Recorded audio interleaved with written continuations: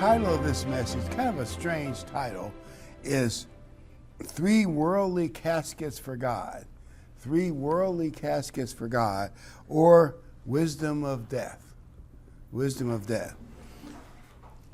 God is being buried by wise people in the West. Much of the West, they believe, you've seen the movie God is Dead. They really believe the concept of God is dead. Or if there's religion, it's more religion based on kind of what's the end thing. Actually heard this morning, a particular church pastor was actually mocking using the Bible for your standards. I'm not making that up. So a lot of leftist churches as well don't really believe in a real God. But in much of the West, they have buried God. And I want to make one thing clear when it comes to man's wisdom. When it comes to man's wisdom, I want to make clear where God stands. And then I'll get into the problems with man's wisdom. 1 Corinthians 1:17. 1 Corinthians 1:17. Paul writes this, "For Christ did not send me to baptize, but to preach the gospel, not with the wisdom of words," meaning the wisdom of the Greek world, the wisdom that would make you kind of see things from the worldly perspective, "lest the cross or stake of Christ be made of no effect." In other words, God's gospel and God's truth is not based on the wisdom of the world or wise words. So Paul didn't base it on wisdom, and we know he probably could have done some of that. He was familiar with Greek philosophy. But a lot of what we have today, they call it, the Greeks in higher education, a lot of it's based on those same philosophies.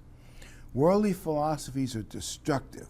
I want to focus on what I call the big three worldly philosophies out of the 19th century that influenced the 20th century and is still influencing our world today. The big three: Charles Darwin's theory of evolution. And by the way, just for the record, one thing we noticed at SEMO, the biologists, even students would tell me who were conservative, they were the most radical evolutionists and anti-God people on campus. And I thought about it and I realized what was happening as more biological discoveries come out about the complexity of life, it smacks their theory of evolution in the face. And when people get pushed with facts they don't like, they get more aggressive in pushing their lies. One thing they know about life now, even the simplest cell, plant, animal, has to have a ton of information to make it work. And which we didn't, obviously Charles Darwin didn't know any of that. Theory of evolution says that we are animals. There's no creator. It just, wet goo became small animals and bigger animals, and then, so we're just animals. There's no creator. The second bad theory is by Karl Marx, communism, socialism. It undermines things like work ethic, family values. It's kind of like a paradise for parasites. Government overreach, government dictatorial tyranny over the equality of the poor. They're all equally poor, except for the elites, which you saw in the Soviet Union. They're all equally poor. The third one is Sigmund Freud, sexual repression. Sigmund Freud said, why aren't people happy? Because they're sexually suppressed. We need no restrictions on sex, and then you'll be happy. And doesn't that sound logical, right? I mean, humanly speaking, just do whatever you want sexually, and you'll be happy. Of course, God says sex should stay in the safety of marriage, and you get a whole lot less problems.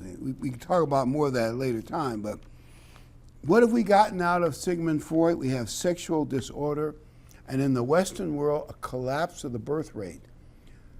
At least in some Western societies, Social Security, which is based on the younger generation pouring money in to support the older ones, But the older generation has still a lot of people, and they're if you look at birth rate on a lateral parallel, birth rate is down among younger workers. So as time goes on, you won't have enough young people to support Social Security for the older people. And it's becoming a problem. But that's what you get. Families are being destroyed. Marriage is just, no one cares about it. And the birth rate is collapsing. And these are all based on worldly wisdom, and I'm going to go through a little bit of history to try to show you how worldly wisdom has failed us. If you'd gone back, see, in the middle of the 19th century, all those philosophies like Sigmund Freud and evolution and Marxism got started. Matter of fact, Margaret Sanger, her organization, Planned Family planning got started in the same time period I'm going to talk about now. The horrors of eugenics and abortion and sterilization and death camps actually came out of those philosophies in the early part of the 20th century. If you had asked the elites in the summer of 1914, because they have, and I read this years ago, but they have records of this, and they said, will the advanced world ever have a big war? No, never. We're too enlightened. We're too smart to have a big war. They actually said that in the summer of 1914. And they said, we're just too smart. There may be a few imperial wars and a few minor things going on in Eastern Europe, but they're minor stuff. Nothing big. Nothing big was ever going to happen. We're too advanced. We're too enlightened. And secondly, big business would never allow it because there's so much international trade to get messed up. Big business wouldn't allow it. And thirdly, modern technology has made warfare too horrible to contemplate. Nobody would ever do it because it's too horrible to contemplate. By the way, within a few days of all that stuff being written and talked about, everything blew up. The only one of those three that held true was the third one. Modern warfare, modern technology make warfare horrible. And it was horrible.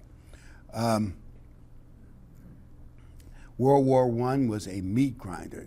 The trench warfare, some estimate as many as 50 million died.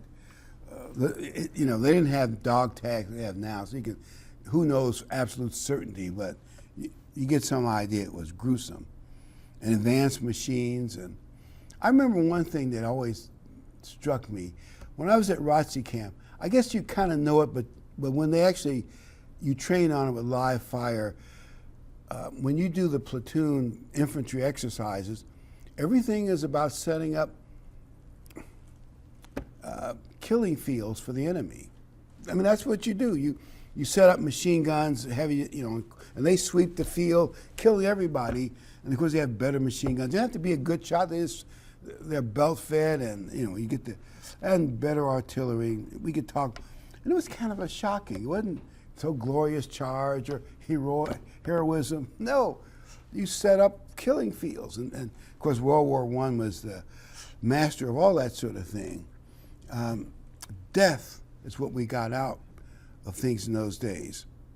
And I'm going on to where we were before, but I'm going to pick it up, 1 Corinthians 1, pick it up in verse 18.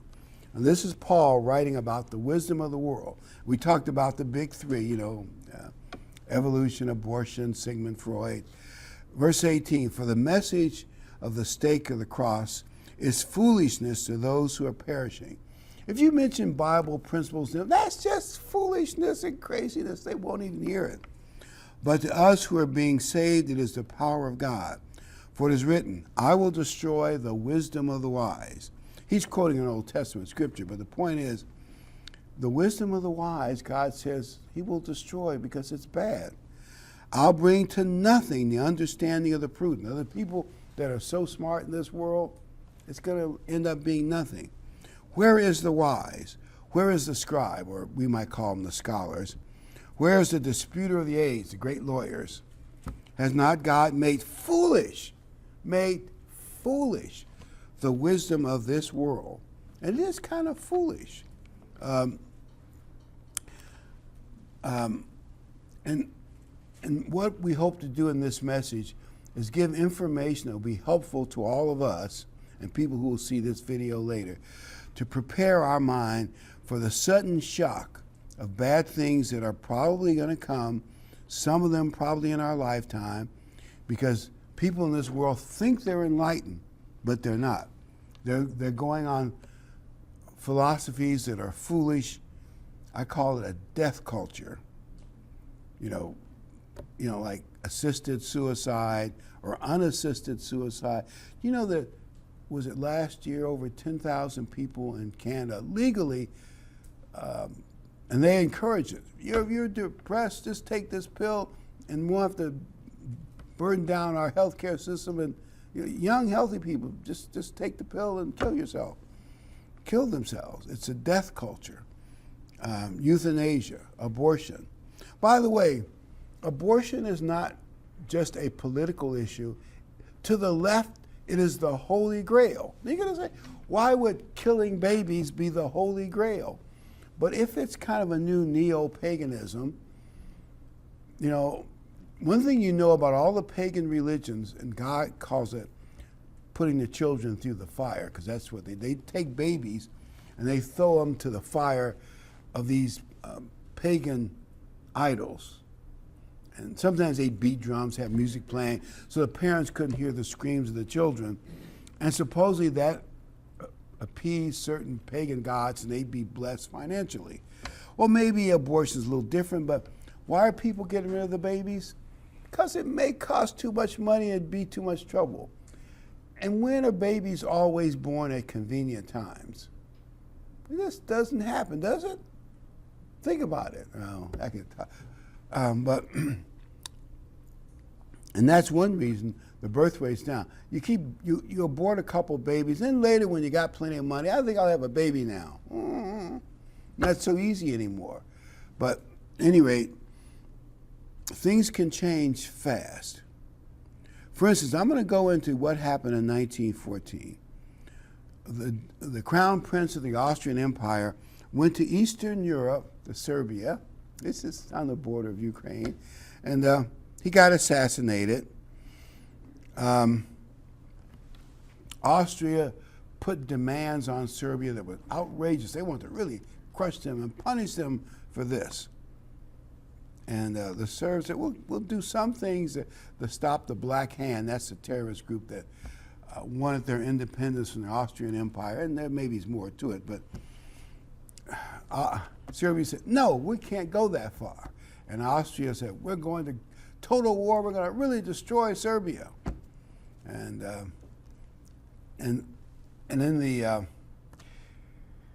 Slavic world, the big brother was Russia and the Tsar. So they asked the Tsar, well, can you protect us from the Austrians? This is all through diplomatic channels now, quickly.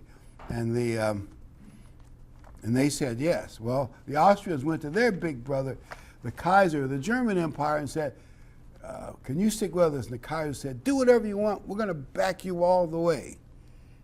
This is all happening very diplomatically, quickly. And then here it gets a little fuzzy as to who mobilized first. But it appears the Russians start the process of mobilizing their big multi-million man army. And the Germans said to themselves, well, the Russians are so backwards, and so it'll take them a long time to mobilize their army. And they had something called the von Schlieffen Plan, where Germany had been very successful and beaten up on the French in the previous war, really did horrible things to France in the previous war. And they said, well, here's what we're going to do. The French are mobilizing too, and you know, the Kaiser said, well, I don't know if this is such a good idea to go to this big war on two fronts. His general said, well, it's too late. The Russians are already mobilizing. The French are starting. But if we mobilize now, we'll beat them to the punch, and we have to do it. He said, okay.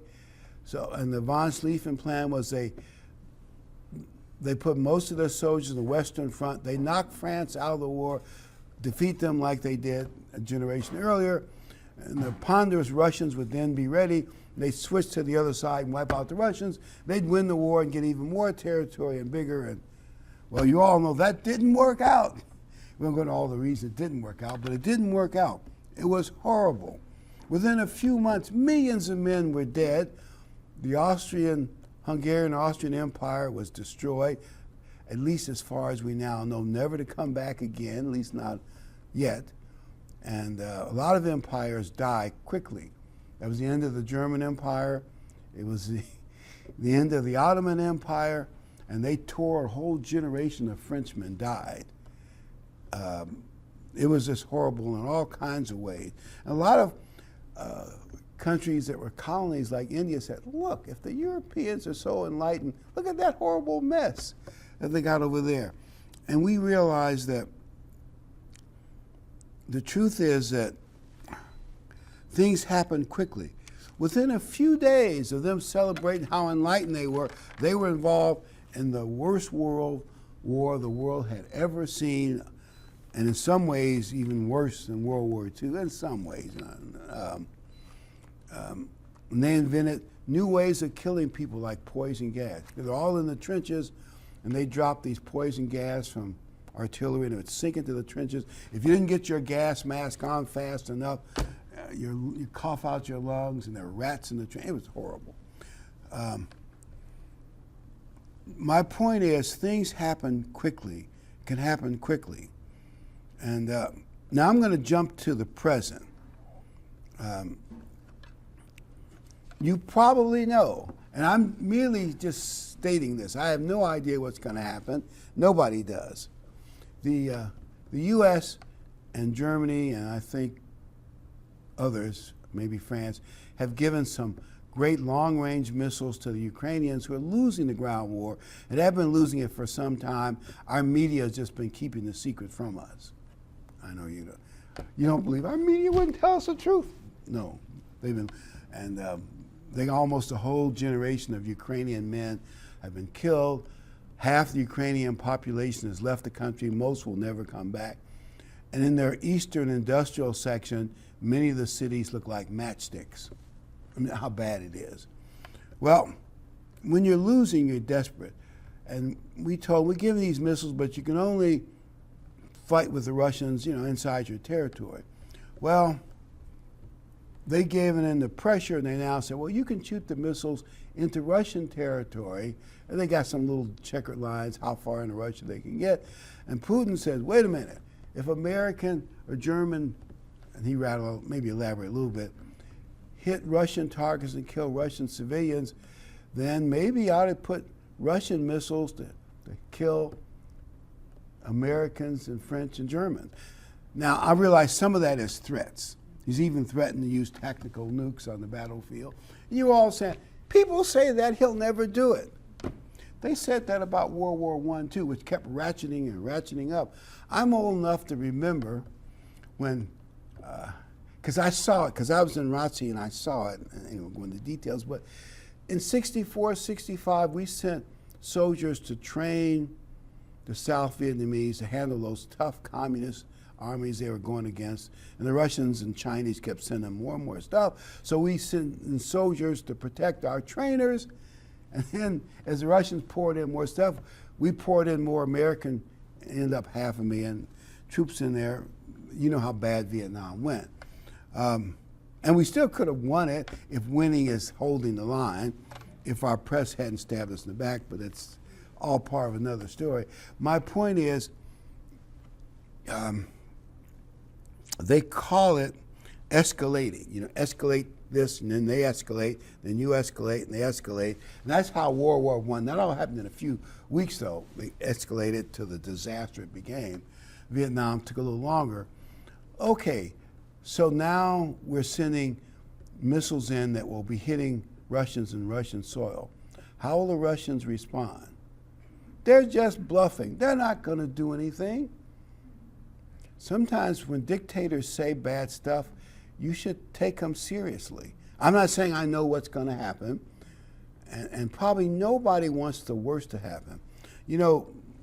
Ken said the other day, maybe it was before the program. He said, you know, Christ said there'll be rumors, wars, and rumors of war building up to get to the end. There are plenty of rumors of wars going on. You know, this is going to happen with Hezbollah, Taiwan, and some other countries. And this war could get bigger. By the way, I don't think this is World War III and the world's going to end in the next couple of months, so don't panic. I don't think the world is ready for that yet. Certain biblical things haven't happened. But I can see things like maybe there's already got British special forces in there already. We got American volunteers who volunteered what they call the Foreign Legion. But we could have American regular special forces troops in there. We have people training the Ukrainians now to protect our training people. And then we have our two best military divisions, 82nd, 101st Airborne, on the border of Ukraine. What if some of the Russian missiles hit some of our camps and kill a couple hundred American soldiers? And you know that sometimes when politicians are desperate for support, they go to war. You can say, what's the logic in that? The logic is people rally around you. There's one example of Pierce. Hope I get the name right. When they did the Mexican-American War, which Lincoln opposed, by the way, he was in Congress, we can argue about the good or bad of it. According to the newspapers, once American blood is shed, everybody in Congress had to rally behind him, whether they support him or not, because we've got to win. You see that thinking. So don't assume that we won't escalate a little bit. And then the other side escalates. And I don't know, could we be bringing back Americans in body bags?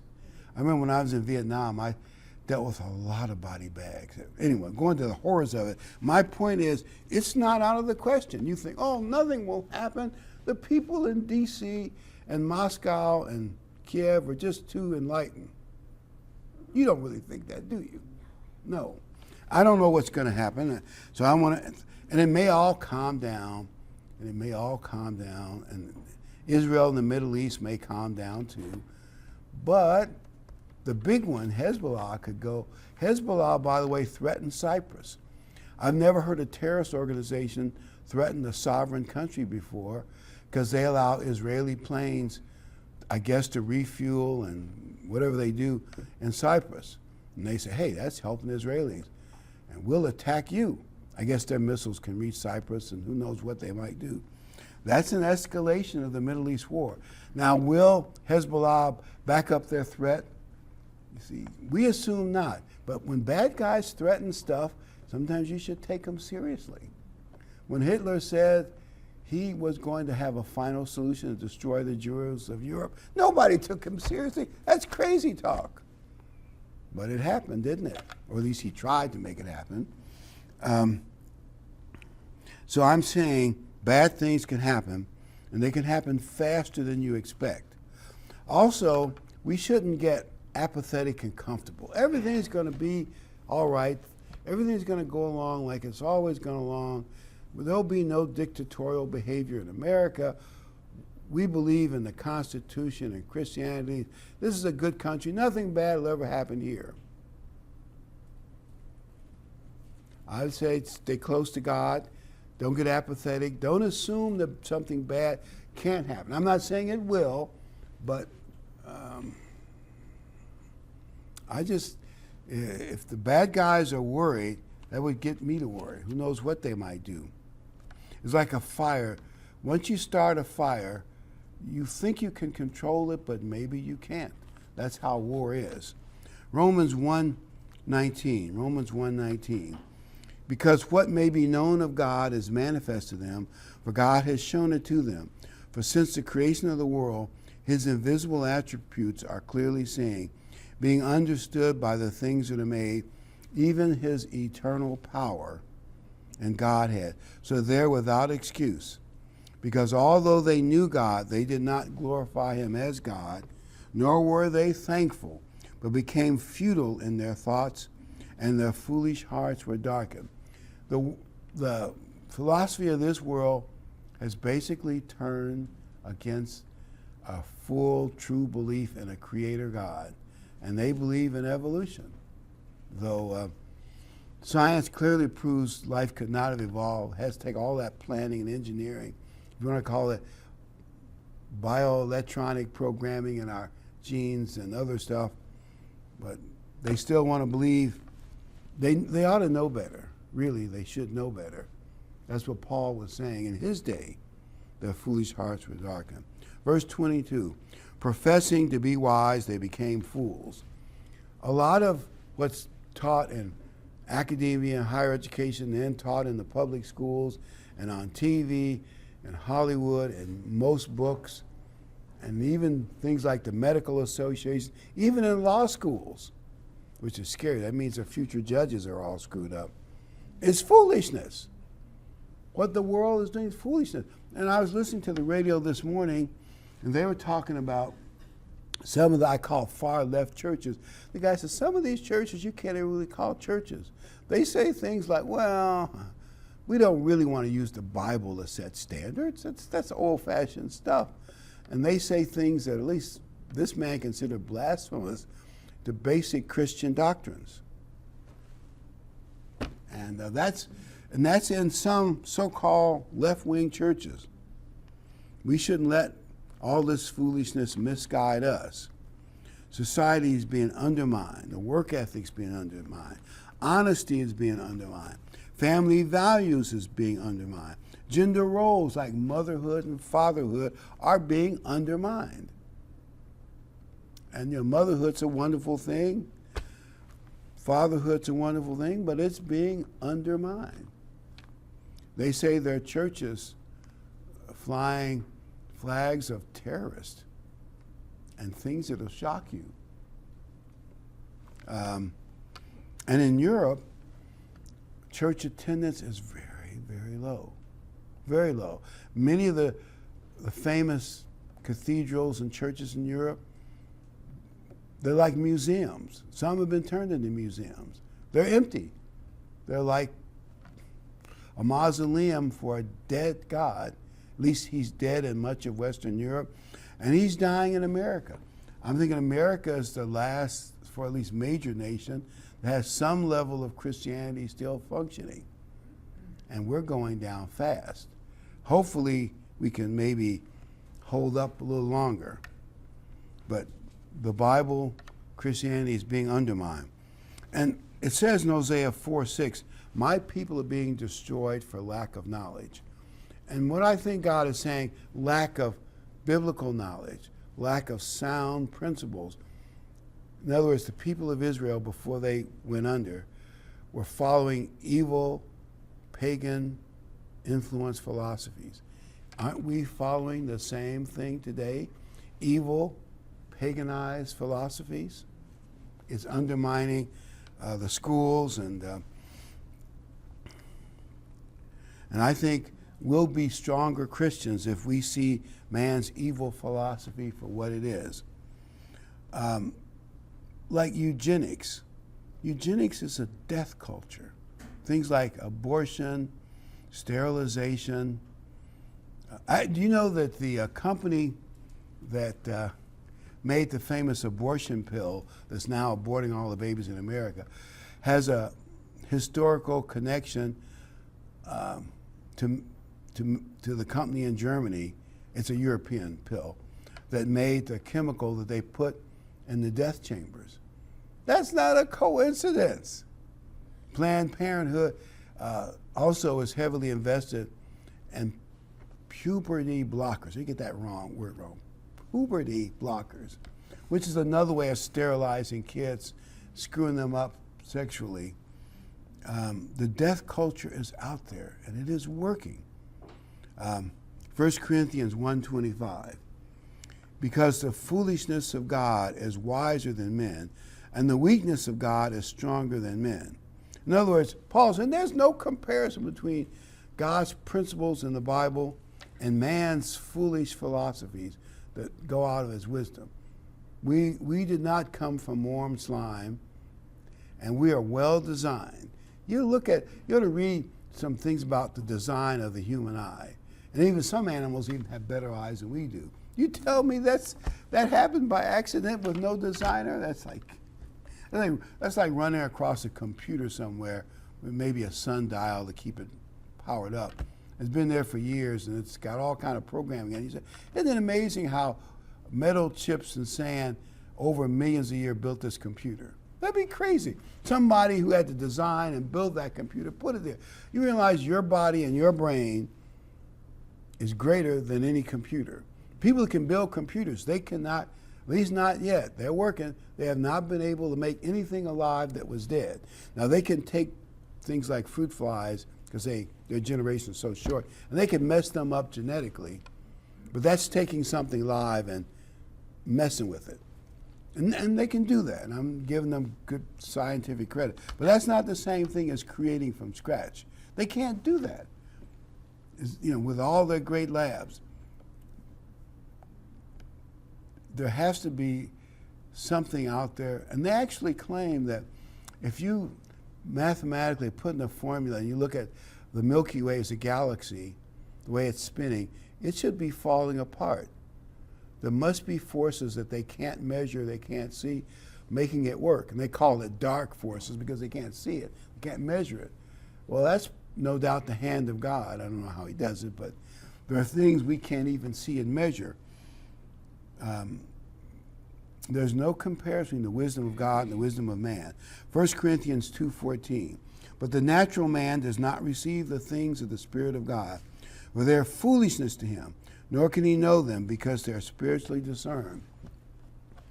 Worldly people can't really deeply understand the things of God. They don't appreciate it. They need help with God's Spirit. To be truly, truly wise all the way, you need God's help. I want a story. This older person, I'm really smart, told this doctor, I'm going to really get in shape. The doctor said, it's okay, try it. So he thinks he's really smart. He joins this gym with a tough aerobics workout program. He bends and twists and pushes and balances and jumps up and down and perspires for a whole hour. By that time, he finally got into his leotards. The class was over.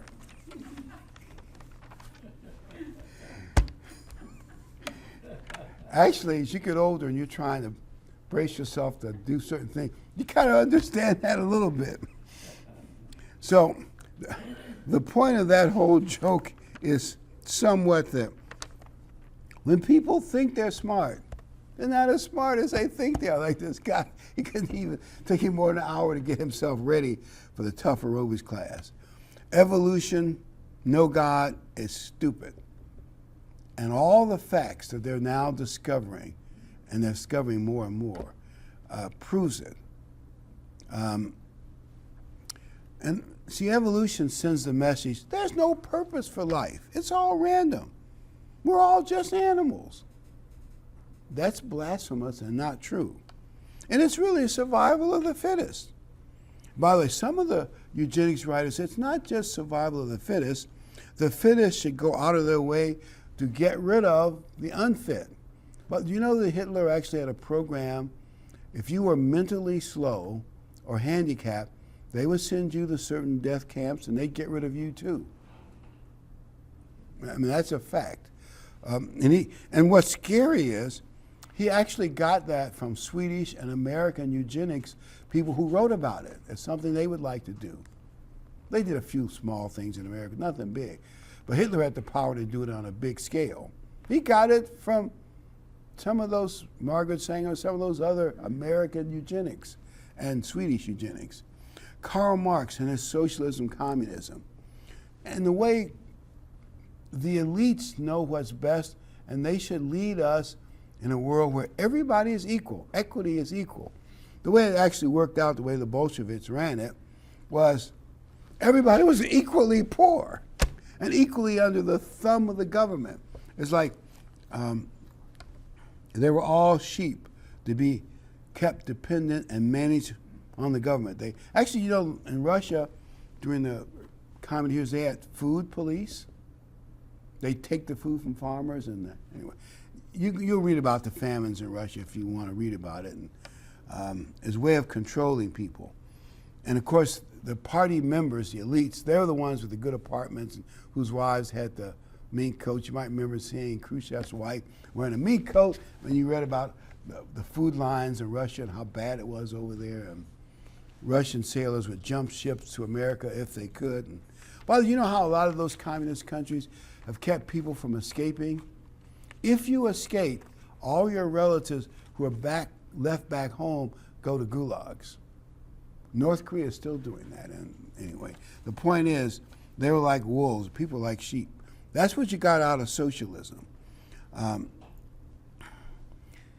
In Europe, they believe they have defeated traditional Christian values, and Europe is pretty much on socialism's pathway. However, the last election, just a week ago, shows the Europeans are starting to fight back.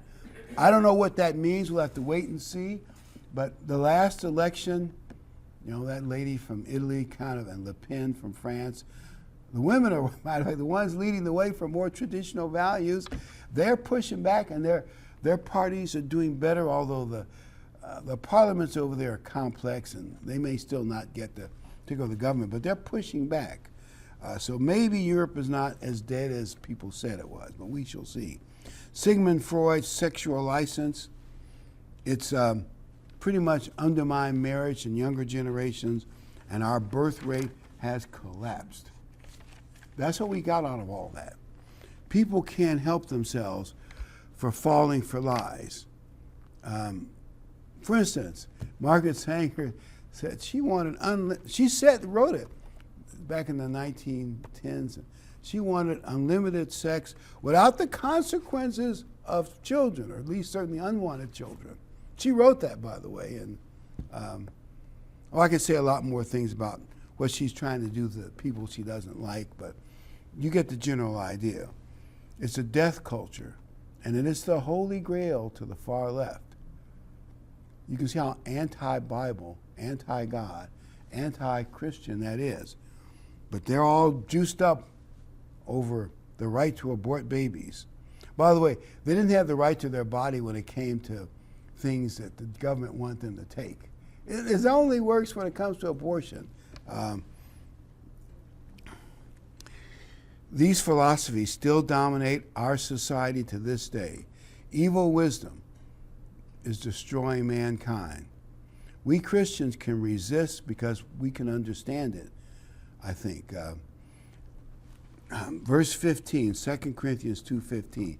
But he who is spiritual judges all things, yet he himself is not rightly judged by no man. In other words, we can really understand what they're doing. They maybe can't understand spiritual things, but we can understand them. Human nature resents God. And that's why some of this neo-pagan stuff works. 1 Corinthians 3:19. For the wisdom of God is foolishness. The wisdom of this world is foolishness. The wisdom of this world is foolishness with God. For it is written, he catches the wise in their own craftiness.